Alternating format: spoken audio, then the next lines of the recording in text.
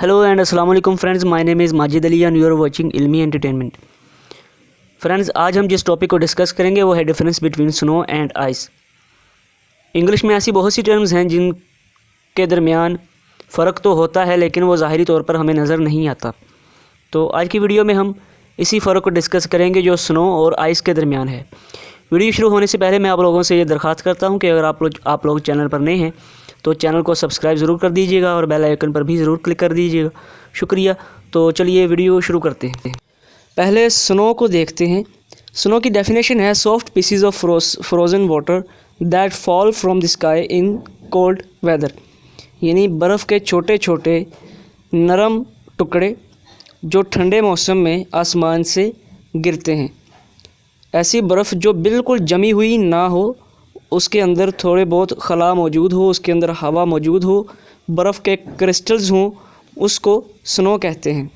आप लोगों के सामने स्नो के क्रिस्टल की तस्वीर भी है जिससे आप लोग अच्छे तरीके से समझ सकते हैं कि स्नो क्या होती है।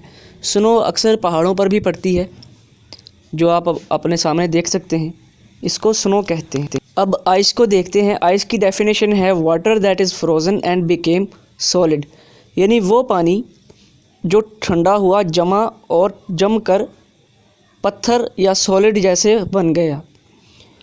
हमारे घरों में आइस क्यूब्स वगैरह भी होती हैं, तो वो आइस क्यूब्स उसको इसलिए ही कहा जाता है क्योंकि वो सॉलिड होती हैं। तो ये है आइस की डेफिनेशन। इसको समझने के लिए कुछ एग्जांपल्स भी देखते हैं। आप लोगों के सामने आइस क्यूब्स हैं और आइस का पहाड़ है। ये आइस इसलिए है क्योंकि ये जमी हुई है। तो जो सॉलिड की तरह जमी हुई बर्फ़ हो उसको आइस कहते हैं, और जिसके अंदर थोड़ी हवा मौजूद हो और नरम हो उसको स्नो कहते हैं।